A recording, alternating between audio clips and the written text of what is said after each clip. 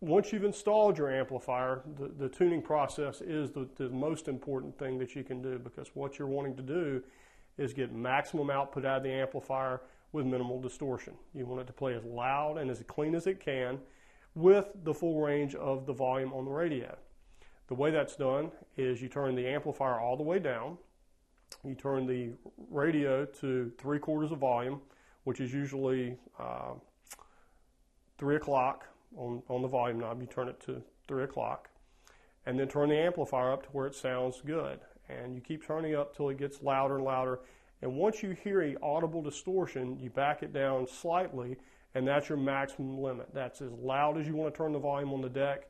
That gives you full volume out of the amplifier, but it gives you the full range of the volume on the deck. You can turn the amplifier up too much, which is very, very common. Most people think that if it's turned all the way up, it's putting out full power.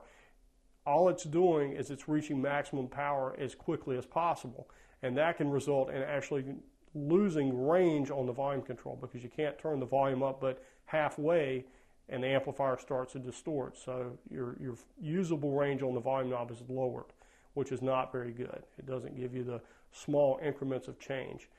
The last thing that you'd want to change, and this can be done before you actually install it, is you want to set the crossover points in the amplifier if you're using a complicated system, which would be subwoofers and then component speakers like these, because you want the subwoofers to play the low end and you want the component speakers to play the mid-range and the high end. You would basically want to set the amplifier where if it's playing the component speakers, it's cutting the bass out of those, so they're not trying to reproduce the lower frequencies that will cause them to distort and cause them to blow, actually.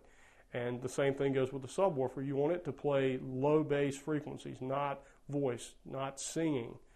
You want that to be out of the mid-range, because that's where it's designed to go. And that's where the crossover point on the amplifier comes into play. It physically limits the frequency response of the speaker before the music gets to the speaker. And that's pretty much it.